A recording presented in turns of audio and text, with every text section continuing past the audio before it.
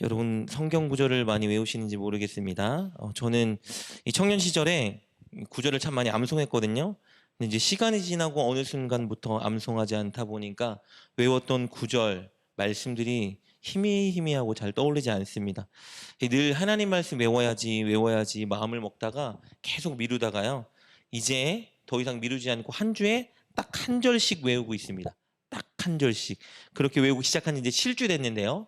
7주 동안 아침에도 한번 외우고 저녁에도 한번 외우고 일곱 구절을 이렇게 외우고 있거든요. 일곱 구절만 아는 건 아니고요. 더 아는데 이제 외우기 시작한 지 7주가 됐어요. 그래서 새롭게 외우는 거는 일곱 구절이 되는 것 같아요. 일곱 구절인데요. 계산해 보니까요. 이렇게 제가 한 주도 안 밀리고 한 주에 딱 하나씩만 외우면 별거 없어 보이잖아요. 근데 내년 이맘때쯤 되니까 제가 계산해 보니까 69절을 외우게 되더라고요. 제가 아내에게 우리 한 주에 하나씩은 무조건 외우자. 2년 지나면 129절이 되겠죠? 제가 10년 정도를 생각해 보니까 와, 그러면 509절은 암송하겠다라는 생각이 들더라고요.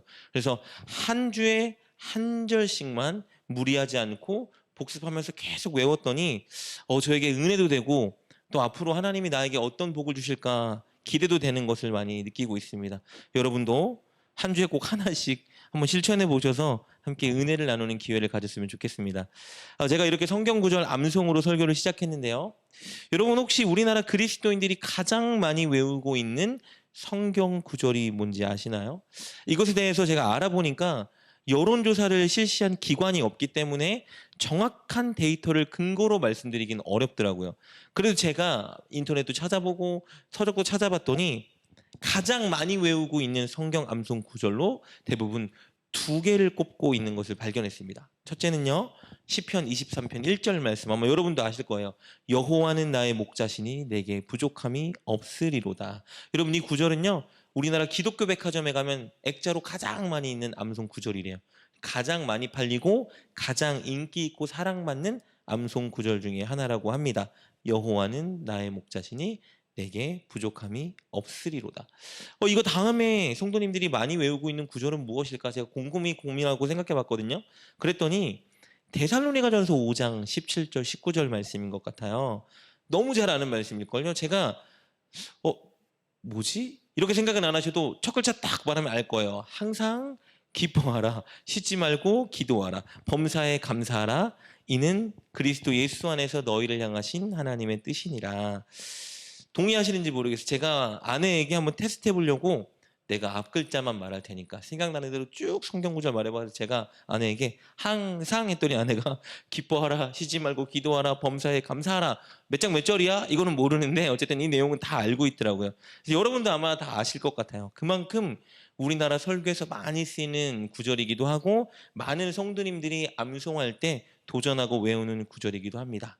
그런데요, 이 두 번째 말씀 있죠? 항상 기뻐하라, 쉬지 말고 기도하라, 범사에 감사하라. 아는 만큼 우리가 가장 지키지 못하고 지키기 어려워하는 구절이 바로 이 데살로니가전서 5장 16절, 17절, 18절 말씀이라고 합니다. 여러분 왜 이 구절을 지키기 어려울까요? 아니 지키기 전부터 사람들이 생각한대요. 어떻게 이렇게 살아? 어떻게 항상 기뻐해? 어떻게 항상 범사에 감사할 수 있어? 이런 마음을 갖기 때문에 야 이거 우리 지키지 못하지 이런 마음을 갖는데요. 근데 여러분 여기에는 약간의 오해가 있습니다. 여러분 항상 기뻐하라. 이게 무슨 말일까요? 그러니까 아무 염려도 없이 걱정 근심 없이 늘 행복하게 웃으며 살라는 얘기일까요? 절대 그렇지 않아요, 여러분. 하나님을 잘 믿으면 예수님과 동행하면 여러분 우리 인생에 염려도 없고 걱정도 없고 근심도 없을까요? 결코 그렇지 않습니다. 여러분 지난주에 우리가 나눴죠? 하나님을 잘 믿으면 잘 믿을수록 우리에게는 환난이 다가옵니다. 그런데 오늘 말씀 항상 기뻐하라? 그러면 어려운 일을 당해도 감정이 상하고 슬픈 일을 겪어도 룰루랄라 즐거워하라는 이야기일까? 결코 그렇지 않습니다. 여러분 이 말씀을 누가 해준 말씀이냐면요. 사도 바울이 한 말씀이거든요. 그럼 사도 바울은 늘 기뻐했을까? 항상 기뻐했을까? 여러분 한번 찾아보겠습니다. 우리 고린도 교회 성도들에게 사도 바울이 쓴 고린도 후서의 몇 구절만 제가 여러분과 나눠보도록 할게요. 고린도 후서 1장 8절 9절 보면요. 앞에 있습니다. 이렇게 기록되어 있죠. 형제들아 우리가 아시아에서 당한 환난을 너희가 모르기를 원하지 아니하노니 힘에 겹도록 심한 고난을 당하여 살 소망까지 끊어지고 우리는 우리 자신이 사형 선고를 받은 줄 알았으니. 고린도후서 2장 4절 말씀도 한번 나눠볼게요. 이렇게 읽고 있습니다. 내가 마음에 큰 눌림과 걱정이 있어 많은 눈물로 너희에게 썼노니. 여러분, 항상 기뻐하는 사람의 모습인가요? 우리 고린도후서 2장 13절 말씀 한번 더 볼까요? 이렇게 기록됐습니다. 내가 내 형제 디도를 만나지 못함으로 내 심령이 편하지 못하여. 심지어 드로아에 이르렀을 때 복음을 전할 기회가 주어졌거든요. 바울이 복음을 전하지 못해요. 복음 전하는 일을 포기합니다. 왜냐하면 심령이 편하지 못했기 때문이에요. 여러분, 바울은 너무 큰 고난으로 인하여 뭐라고 말합니까? 살 소망이 끊어지고 사형 선고를 받은 줄 알았다고 간증하고 있어요. 그리고 내 마음에 큰 눌림과 걱정이 있어 눈물로, 많은 눈물로 편지를 썼다라고 말합니다. 그리고 뭐란 말합니까? 내 심령이 편하지가 못하대요. 어떻죠? 사도 바울이 항상 기뻐하라 그랬는데 그럼 바울은 이런 상황에서 막 기뻐할 수 있었을까요? 웃고 즐겁고 룰루랄라 할 수 있었을까? 살 소망까지 끊어져서 사형 선고를 받았다고 생각했는데 바울이 항상 기뻐해야 하지 않으니까 막 기뻤을까요? 큰 눌림과 걱정이 있어서 막 눈물을 흘리면서 편지를 썼는데 이게 막 행복한 모습일까요? 여러분, 그렇지 않다라는 거예요. 항상 기뻐하라는 말은요, 늘 웃고 늘 룰루랄라 하고 걱정 근심하도 걱정 근심하지 마 이런 말이 결코 아닙니다. 힘들고 어렵고 괴로울 때 사도 바울도 괴로웠고 힘들었고 낙심했고 두려웠고 슬펐어요. 여기까지는 똑같은데요. 다음이 있죠. 그렇지만 그렇게 힘들고 슬프고 괴롭고 근심이 있었지만 그 감정으로 끝낸 것이 아니라 혹은 그 감정에 함몰되어서 낙심하고 포기하고 있던 게 아니라 그런 상황 속에서도 소망을 발견했고 그런 상황 속에서도 웃을 수 있는 일이 생길 때는 웃을 수 있었고 그런 상황 속에서도 감사할 수 있는 요소들을 발견하고 있었다는 말이에요. 어떻게 가능하죠? 그와 함께하고 계신 하나님의 은혜를 발견했기 때문입니다. 여러분, 그렇다면 항상 기뻐하라, 쉬지 말고 기도하라, 범사에 감사하라 이 말은요, 모든 상황에서 감정이 늘 행복하고 늘 감사하다 말하라는 말이 아니라요, 어떤 상황 속에서도 나와 함께하고 계신 하나님을 발견하고 그 하나님의 은혜를 묵상하라라는 말인 거예요. 설령 환난과 고난이 다가오면 그때 나와 함께하고 계신 하나님의 은혜를 발견하고 그럼에도 소망이 있구나를 발견하고 그럼에도 웃고 그럼에도 감사할 수 있는 요소들을 찾고 감사하라는 의미입니다. 여러분, 오늘 우리가 이 진리를 우리의 것으로 만들기 위해서 여러분과 시편 65편을 나누고자 합니다. 어떤 상황에서도 하나님이 나와 함께하고 계시는구나, 어떤 상황 가운데서도 나에게 주신 하나님의 은혜와 감사거리가 있구나, 어떤 상황에서도 내가 웃을 수 있는 그 비결이 무엇이냐, 바로 하나님이 내게 주신 복을 세어보는 거예요. 지금 엄청 좋은 일이 있고 지금 내가 원하는 일들이 막 짠짠 펼쳐지고 막 내게 응답이 돼서 복을 세어보는 게 아니라 지금 어렵고 어려울수록 환난과 고난이 다가오면 다가올수록 더 하나님의 일하심이 느껴지지 않는 그 순간엔 더욱더 하나님께서 내게 주셨던 복을 세어보는 거예요. 그러면 넉넉히 이길 수 있는 사람이 되는 겁니다. 오늘 본문 시편 65편은요, 다윗이 하나님께 감사하며 하나님을 찬양하기 위해 쓴 감사시 혹은 찬양시로 불리는 시입니다. 이 시편을 쓰는 당시에 다윗이 어떤 상황에 처해 있었는지는 알 수 없어요. 그런데 이 시편의 고백을 통해서 살펴볼 수 있는 것은요, 다윗은 감사하고 있었고 다윗은 하나님께 노래하고 있었고 하나님께 노래하자 외치고 있었던 것입니다. 그것은 그가 시편을 쓰는 당시에 엄청 기쁘고 행복한 일이 있어서가 아니라 하나님께 받은 복을 세어보고 있었기 때문입니다. 오늘 다윗이 세어보고 있는 이 복을 저와 여러분도 함께 세어보는 시간을 가졌으면 좋겠어요. 지금 내 인생에 어려움, 문제, 환난, 고난, 슬픔, 염려가 있다 하여도 오늘 이 시간만큼은 그래, 내 앞에 있는 문제 말고 하나님이 나에게 주셨던 그 복을 다윗처럼 나도 세워보겠어. 그때 하나님이 내게 어떻게 역사하시는지 하나님 기대합니다. 우리 이런 마음으로 오늘 본문을 통해 우리에게 주신 복을 세워보는 시간 가졌으면 좋겠습니다. 다윗은요, 하나님이 자신에게 주셨던 복을 막 세워보기 시작하는데요, 그가 세워보다가 발견한 첫 번째 복은 무엇이냐? 바로 기도 응답의 복입니다. 우리 2절에 이렇게 기록되어 있습니다. 기도를 들으시는 주여 모든 육체가 주께 나아오리이다. 다윗만큼 하나님께 기도를 많이 한 사람이 있었을까요? 다윗만큼 하나님의 응답을 많이 경험한 사람이 있었을까? 다윗만큼 하나님께 진짜 간절하게 기도한 사람이 있었을까? 왜요? 다윗의 인생에는 너무 많은 환난과 고통과 아픔과 슬픔이 넘쳐났었기 때문에 그는 하나님께 기도하지 않고는 견딜 수가 없었습니다. 다윗은 누구보다 기도했어요. 그때 그가 무엇을 경험했냐? 하나님은 내 기도를 들으시고 내 기도에 응답해 주시는구나. 다윗은 깨달았어요. 하나님께 기도할 수 있는 게 얼마나 큰 복인지, 하나님이 내 기도를 들어주시고 기도에 응답해 주시는 그 은혜가 얼마나 큰 은혜인지 다윗은 깨달았습니다. 그래서 하나님을 뭐라고 말합니까? 기도를 들으시는 주여라고 고백하죠. 여러분, 우리에게 주신 첫 번째 복이 무엇일까요? 바로 기도의 복입니다. 여러분, 하나님은 우리에게 기도의 특권을, 은혜를 주셨어요.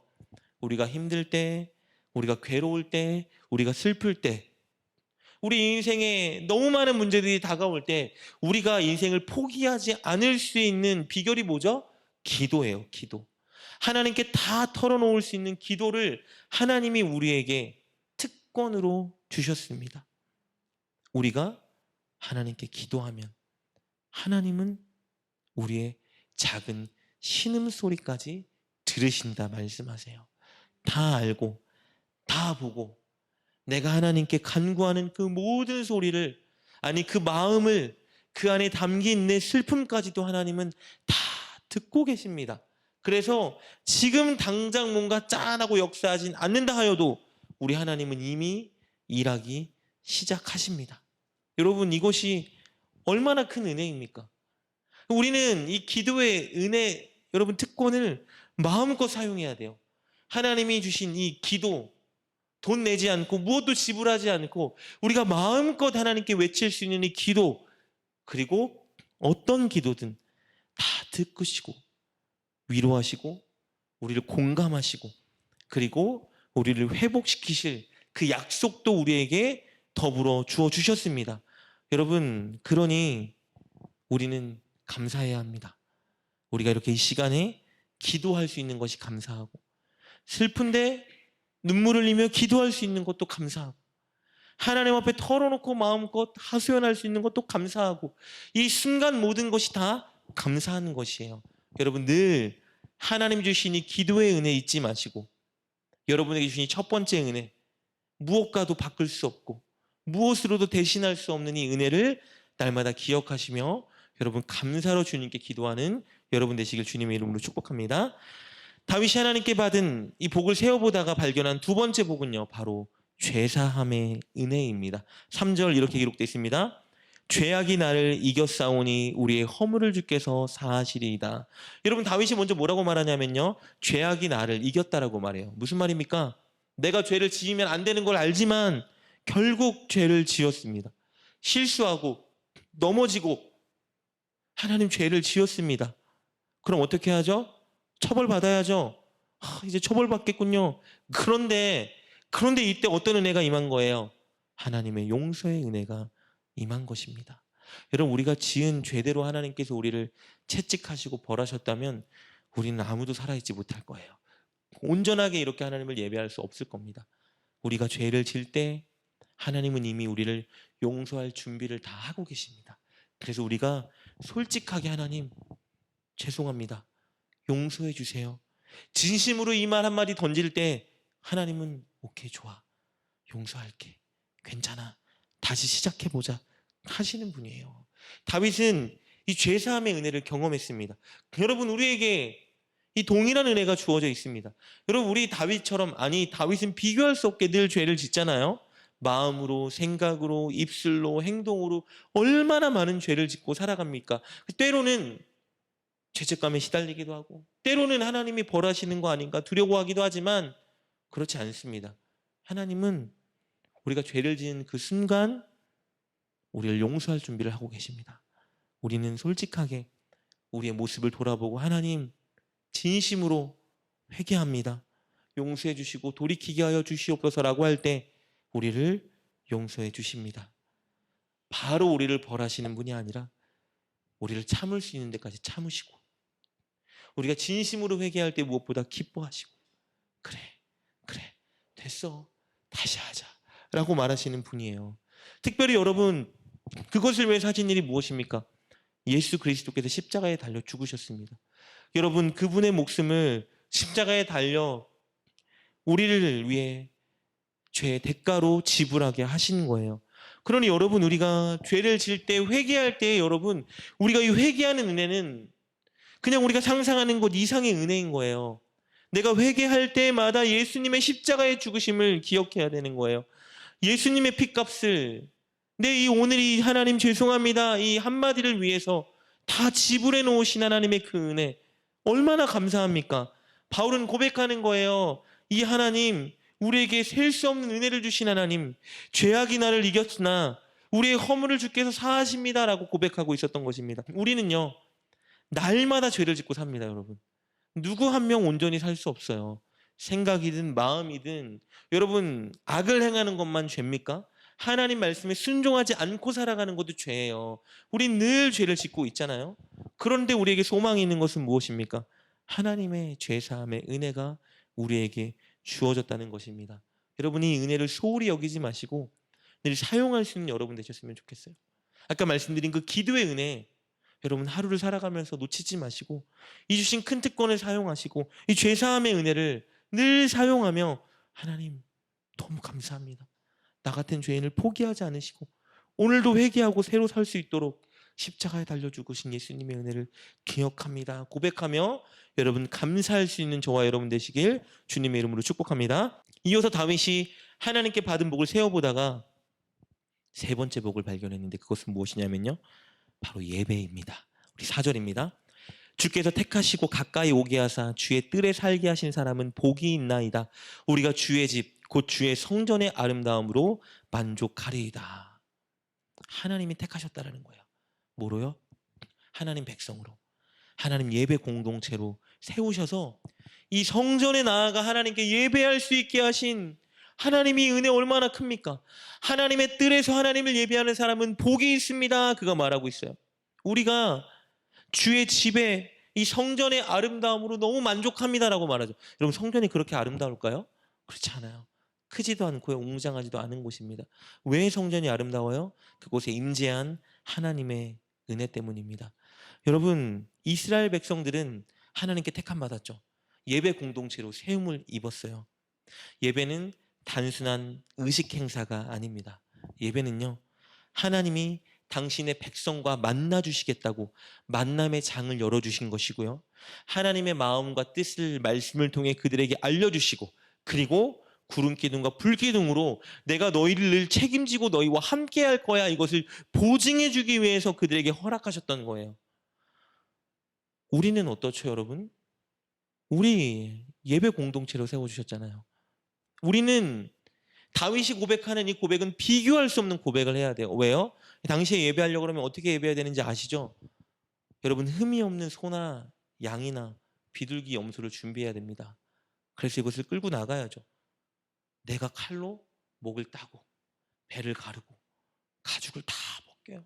여러분, 생각해 보셨어요? 그 피비린내를 맡으면서 동물의 각을 뜨니까 여러분 땀이 얼마나 많이 흐르겠습니까? 땀과 여러분 피비린내와 이것들을 가지고 하나님께 제물로 올려드리고, 그제서야 비로소 하나님이 이 제사를 받아주시는데, 이런 행위를 하면서도 다윗이 뭐라고 말합니까? 복이 있는 사람입니다, 저는. 우리가 주의 집에 주의 성전의 아름다움으로 만족합니다 말해요. 여러분, 그래서 우리가 시편을 나누고 있지만 다윗의 가장 큰 소원은 늘 뭐였죠? 주의 집에 영원토록 살고 싶습니다. 이게 다윗의 고백이었어요.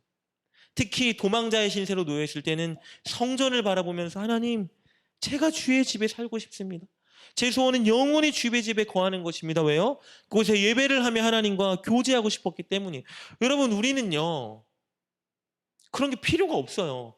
제사장도 필요가 없고요. 제물도 필요가 없고요. 예루살렘에 가서 예루살렘 성전에서 예배드릴 필요도 없고요. 그냥 이곳에 와서 예배드리면 되는 거예요. 이곳이 아니어도 여러분 예배드릴 수 있잖아요. 엄청난 특혜를 우리에게 주신 거예요. 이 예배가 복인 걸 아는 사람, 오늘 다윗처럼 고백할 수 있는 것입니다. 예배가 귀찮고 피곤하고 지겹고 지루하고 왜 그런 거예요? 하나님의 임재를 못 느끼니까요.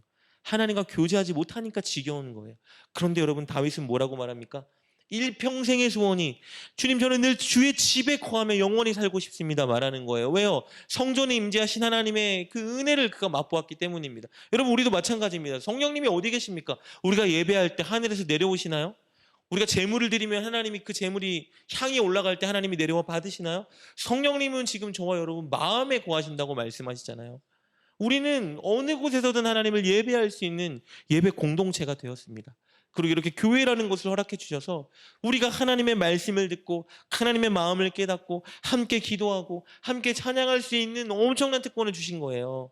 그래서 여러분, 이 예배가 정말 복이라는 걸 여러분이 아셨으면 좋겠습니다. 제가 목사니까 예배 드려야지, 사람이 좀 있어야지 해서 하는 말이 아니라, 여러분, 예배는 진짜 우리에게 주신 최고의 은혜입니다. 이 예배를 주시려고 어떻게 하신 거예요? 예수님이 십자가에 달려 죽으시고 몸이 찢기신 후에 휘장을 찢어 주셨잖아요. 우리가 하나님의 임재 앞에 나아갈 수 없도록 하나님이 임재하는 그 지성소 앞에 휘장으로 가려두셨는데, 예수님이 십자가에서 자신의 몸을 다 찢기신 후에 그 휘장을 찢어 놓으셨어요. 왜요? 이제 우리는 아무 제약 없이 마음껏 하나님의 임재 앞으로 나아갈 수 있는 은혜를 입었다라는 것을 선언하신 거예요. 그 은혜가 어디 임하죠? 물론 여러분 집에서도, 여러분 직장에서도, 버스에서도, 지하철에서도 임하죠. 여러분, 그런데요, 하나님의 은혜가 가장 강력하고 확실하게 임하는 곳은 예배입니다. 왜요?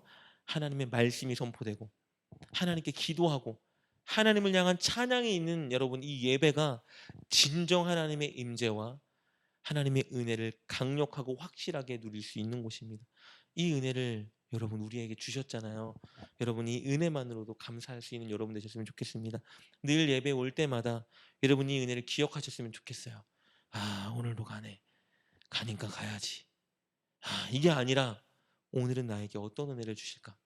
하나님이 우리에게 우리와 교제하고 싶어서 십자가에 달려 이렇게 예루살렘 성전을 무너뜨리시고 휘장을 찢으시고 오늘 이곳에서 이렇게 우리를 예배할 수 있게 하셨는데, 하나님 나에게 어떤 은혜를 예비하고 계신가요? 사모하는 마음, 설레는 마음, 기대하는 마음으로 여러분 예배 드릴 때 여러분의 감사에 감사를 더한 하나님의 은혜를 경험하게 될 것입니다. 늘 하나님의 은혜를 사모하여 예배에 감사로 임하는 여러분 되시길 주님의 이름으로 축복합니다. 그리고 다윗이 하나님께 받은 복을 세어보던 중에 발견한 네 번째 복은요, 바로 구원의 은혜입니다. 5절 말씀입니다. 우리 구원의 하나님이시여 땅의 모든 끝과 먼 바다에 있는 자가 의지할 주께서 의를 따라 어미하신 일로 우리에게 응답하시리이다. 뭐라고 말하죠? 우리 구원의 하나님이시여 라고 고백합니다. 다윗에게 하나님은 어떤 하나님입니까? 구원의 하나님입니다. 우리 백성들이, 우리 조상들이 먼 옛날 애굽의 노예로 살아갈 때에 우리를 해방시켜 주신 우리 하나님, 약속의 이 가나안 땅으로 인도하신 하나님, 수많은 전쟁 속에서도 우리를 지켜 보호하시고 승리하게 하신 하나님, 앞으로 우리가 천국 가는 그날까지, 하나님 나라에 가는 그날까지 우리를 지키실 영원한 구원의 하나님, 그 하나님을 생각했더니 감사한 거예요. 나에게 구원받을 자격이 없는 나에게 구원을 주신 하나님을 생각했더니 여러분 너무 감사했던 거예요. 우리도 마찬가지죠. 우리는 구원받았습니다. 죄와 사망에서 구원받았어요. 여러분, 우리가 얼마나 비참한 인생이었죠? 우리는 여러분 죄의 노예였어요. 우리 힘으로 죄를 짓지 않고는 살아갈 수 없는 죄의 노예였어요. 늘 죄를 짓고 마음으로, 생각으로, 입술로, 혈기로, 행동으로 늘 죄를 짓고 살아서 내 이 죄를 짓지 않고는 살아갈 수 없는 악한 인간, 그게 우리였는데 예수님이 여러분 그 사단의 세력에서 우리를 건져주셨어요. 우리는 죄를 짓지 않고 살아갈 수 있는 존재가 되었습니다. 물론 연약해서 넘어지고 죄를 짓지만 여러분, 죄를 짓지 않고 살아갈 수 있는 새 힘을 우리에게 늘 공급해주고 계신 거예요. 죄를 짓기 때문에 여러분, 영원한 사망, 심판에 임할 수밖에 없는 우리를 위해 죄 대가까지 다 치러주셨어요. 이제 우리는 죄와 사망의 노예가 아니라 이전 것은 지나갔으니 완전히 새 것이 되었다라고 말씀하신 것처럼 하나님 말씀에 붙들려서 하나님 말씀대로 살아갈 수 있는 하나님의 종이 된 것입니다. 여러분, 우리에게는요, 이 땅을 살아갈 때 사실 삶의 결핍이 있을 수도 있고요, 어려움이 있을 수도 있고요, 남들이 누리는 만큼 누리지 못하고 있을 수도 있어요. 그런데 우리에게는 영원한 천국이 보장되어 있습니다. 결핍이 없고 늘 풍성한 은혜가 있고 예수님과 마주하여 직접 교제할 수 있는 여러분, 그 천국이 저와 여러분에게 보장이 되어 있습니다. 그 천국을 바라보면 우리가 견딜 수 있고 살아갈 수 있는 거예요. 남들보다 못 누려도, 남들보다 좀 어려워도, 이 땅에서의 인생이 조금 힘들고 버거워도 이게 끝이 아니니까 영원한 천국이 기다리고 있기 때문에 여러분, 버틸 수 있는 것입니다. 소망이 없는 곳에 소망을 볼 수 있는 비결은요, 우리에게 구원을 주신 하나님을 바라보고 천국을 바라보는 것입니다. 우리의 소망은 무엇도 빼앗아 갈 수가 없어요. 질병도, 관계도, 궁핍도, 고난도 우리의 소망을 빼앗을 수 없는 이유는요, 우리에게는 천국 소망이 있기 때문입니다. 우리는 구원을 보증받은 사람들이기 때문이에요. 환난과 고난과 좌절 속에서도 우리가 희끗 웃을 수 있고 우리가 꿈을 꿀 수 있는 것은 바라볼 그곳이 있기 때문입니다. 여러분, 천국이 저와 여러분의 것입니다. 하나님이 우리를 구원해 주셨어요. 여러분, 시간이 날 때마다 너무 이 땅의 것에만 몰두하지 마시고 한번 하늘의 것이 어떤 것인지 분명하게 보이진 않지만 묵상하는 시간을 가져보셨으면 좋겠어요. 주님이 계신 저 하나님 나라는 어떤 곳입니까? 주님과 영원히 교제하는 즐거움이 무엇입니까? 저에게 가르쳐 주셔서 제가 이 땅에만 몰두하지 않고 그 영원한 기쁨의 하나님 나라를 볼 수 있게 하여 주시고, 그래야 어떠한 좌절과 절망 속에서도 하나님 소망을 붙들고 웃을 수 있는 사람이 되게 하여 주시옵소서. 이렇게 하나님께 간구하며 나아가는 여러분 되시길 주님의 이름으로 축복합니다. 그리고 마지막으로 다윗이 발견한 하나님이 주신 은혜는요, 바로 창조주 하나님께서 필요를 채워주신 은혜였습니다. 우리 6절과 7절 말씀 이렇게 기록되어 있습니다. 주는 주의 힘으로 산을 세우시며 권능으로 띠를 띠시며 바다의 설렘과 물결의 흔들림과 만민의 소요까지 진정하시나이다. 주는 주의 힘으로 산을 세우시고 권능으로 띠를 띄우셨다고 말하고 있습니다. 무엇을 의미할까요? 하나님이 다 창조하셨습니다 고백하고 있는 거예요. 그리고 7절은 뭐라고 말하죠? 바다와 물결의 흔들림을 진정시키셨대요.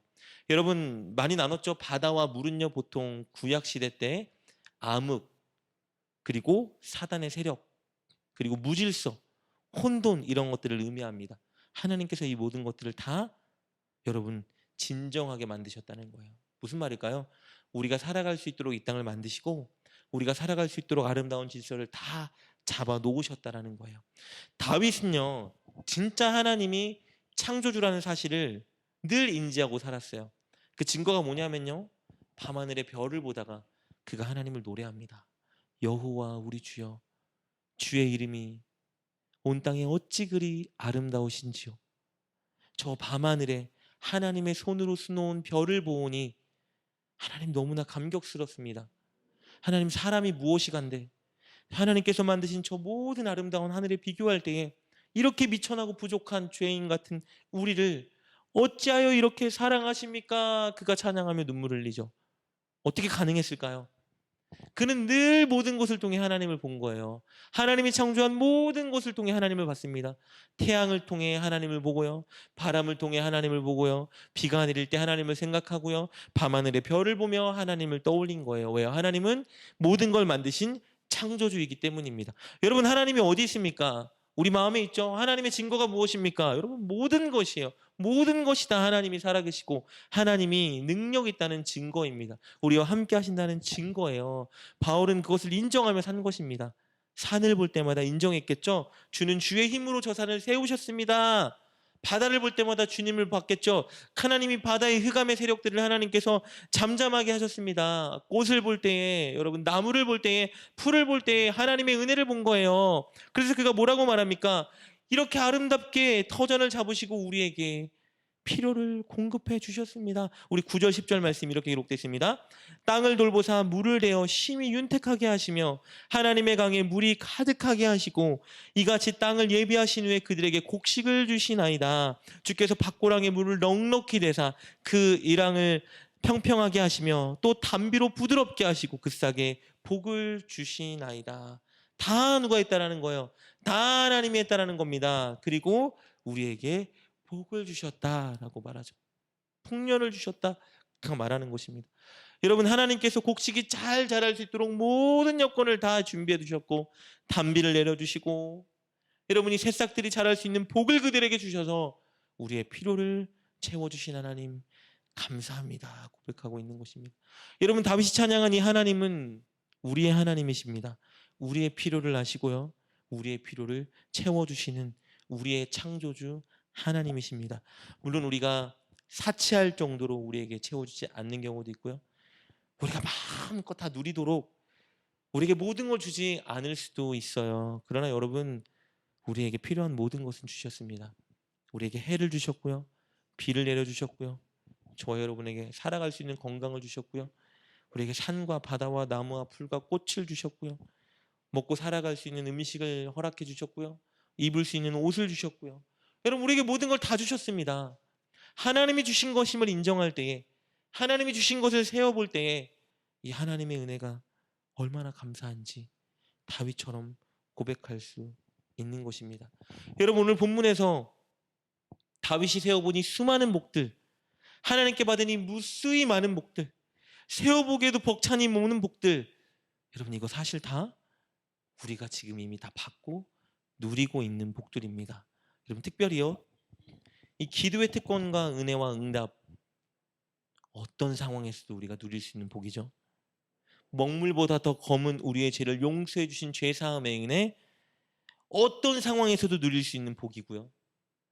교회로 삼아주셔서 예배할 수 있고 하나님과 교제할 수 있게 주신 이 은혜 어떤 상황에서도 우리가 할 수 있는 것이고요. 죄와 사망에서 우리를 구원해 주셔서 우리에게 천국을 보장해 주신 이 은혜 어떤 상황에서도 취소되지 않는 은혜고요.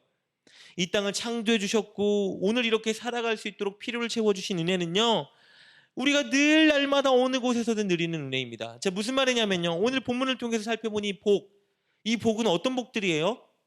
우리의 환경과 우리의 처지와 상관없이 우리가 날마다 매 순간 누릴 수 있는 복들을 그가 세워보고 있는 거예요. 특별한 복, 남들이 누리는 복, 남들보다 더 받고 싶은 복, 그것들을 바라보는 게 나쁘다는 건 아니에요. 그런데요, 어떤 상황 속에서도 모든 걸 뛰어넘어 누릴 수 있는 이 복이 무엇인지 먼저 세어볼 때 여러분 어떤 복을 더 주지 않으셔도 우리는 만족하고 감사할 수 있는 삶을 살아가는 겁니다. 여러분 사도 바울이 빌립보 교회에 편지를 쓸 때 아름다운 말을 하죠. 나는 자족한대요. 그때 바울이 감옥에 있었거든요. 감옥에 있었는데요. 내게 능력 주시는 자 안에서 모든 것을 할 수 있단 말이에요. 문맥을 안 보면 야 어느 곳에 가나 하나님이 다 능력을 주시는구나. 주님 내가 원하는 거 해주십시오 이런 것 같지만 사도 바울이 지금 감옥에서 쓰고 있다는 게 포인트죠. 감옥에서 뭐라고 말하는 거예요? 내게 능력 주시는 자 안에서 모든 것을 할 수 있다. 나는 자족하는 법을 배웠다. 굶주림에 처해도 부유함에 있어도 따뜻한 곳에 있어도 추위에 떨어도 나는 자족하는 법을 배웠노라. 내게 능력 주시는 자 안에서 모든 것을 할 수 있다 고백합니다. 왜요? 남들보다 지금 받은 복이 더 많나요? 아니요. 환경과 상황을 뛰어넘어 늘 누릴 수 있는 이 많은 복을 그가 세워봤기 때문입니다. 여러분 없는 것 같지만 내게 주지 않은 것 같지만요. 아니요. 결국 그렇지 않습니다. 없는 것 같은 상황에도 결핍한 그 순간에도 하나님은 다윗이 세워본 이 복을 우리에게 주셨습니다. 기도의 은혜, 죄사함의 은혜, 예배할 수 있는 은혜, 구원의 은혜, 창조하여 우리에게 채워주신 그 은혜를 다 우리가 어느 순간에든 날마다 누릴 수 있는 은혜들인 것입니다. 여러분, 이 은혜를 날마다 세워보는 여러분 되셨으면 좋겠습니다. 여러분, 이 은혜 이것밖에 없겠습니까? 얼마나 더 많은 복이 있습니까? 우리의 가족, 여러분, 우리에게 주어진 시간, 우리의 재능, 우리가 만나는 사람들, 이 대한민국이라는 나라, 여러분 하나하나 세어보면요, 정말 감사할 게 얼마나 많은지 하나님께 왜 난 안 주세요? 라고 말하는 게 부끄러웠을 정도로 여러분 얼마나 감사함이 많은지 우리가 깨달을 수 있습니다. 오늘 저와 여러분이 다시 한번 회복하기 위해서, 항상 기뻐하기 위해서, 범사에 감사하기 위해서 오늘 우리에게 주신 그 복을 세어보는 시간이 되었으면 좋겠습니다. 여러분, 지금 여러분의 형편이 어렵고 힘들다고 느낄 수도 있어요. 여러분에게 고난과 환난이 다가와서 여러분 마음이 너무 낙심하고 괴로움에 있을지도 모릅니다. 그런데요, 그렇기 때문에 더욱더 이 시간 우리가 하나님께 받은 복을 세워보고 싶습니다. 낙심하고 슬퍼하고 답답하고 괴로운 이 시간, 하나님께서 주신 복을 우리가 세워보았으면 좋겠습니다. 오늘 하나님이 우리에게 주신 하나님이 기도의 특권, 주님 감사합니다. 하나님, 늘 죄를 짓고 오늘도 죄를 지었지만 내일도 모레도 주님 앞에 가는 그날까지 내가 죄를 지을 텐데, 하나님 그 모든 죄를 이미 용서해 주신 하나님의 은혜 너무나 감사합니다. 하나님, 이 땅을 살아갈 수 있도록 환경을 조성해 주시고, 내가 이 예배당을 나갈 때에 밤하늘에 떠있는 별과 달과 하나님 수많은 나무와 풀과 꽃, 하나님 이 모든 것 너무나 감사하고, 하나님 나에게 살아갈 수 있는 필요를 채워주시니 너무 감사합니다. 하나님, 이렇게 주님께 예배할 수 있는 특권을 주셔서 오늘도 주의 말씀을 듣게 하시고 마음껏 하나님께 내 감정을 털어놓고 기도할 수 있도록 이곳으로 나를 인도하신 하나님의 은혜 너무나 감사합니다. 여러분, 여러분에게 주신 수많은 복과 은혜들을 오늘 이 시간 묵상하며 주님께 고백했으면 좋겠습니다. 하나님, 나에게 이 복, 하나님 나에게 주신 이것, 하나님 그때 나에게 역사하셨던 그 순간, 하나님 그 모든 것이 감사합니다. 하나님이 감사를 잊지 않고 늘 주님께 복을 세워 어떤 상황과 형편과 어려움에도 하나님 웃을 수 있고 감사할 수 있고 행복할 수 있는 내가 될 수 있도록 오늘 나를 온전히 새롭게 하여 주시고, 하나님께 받았던 그 은혜의 능력과 권능을 다시 한번 깨달아 주님께 고백하는 시간 될 수 있도록 주님 우리와 함께하여 주시옵소서. 함께 말씀을 붙들고 주님께 기도하며 나아갑시다.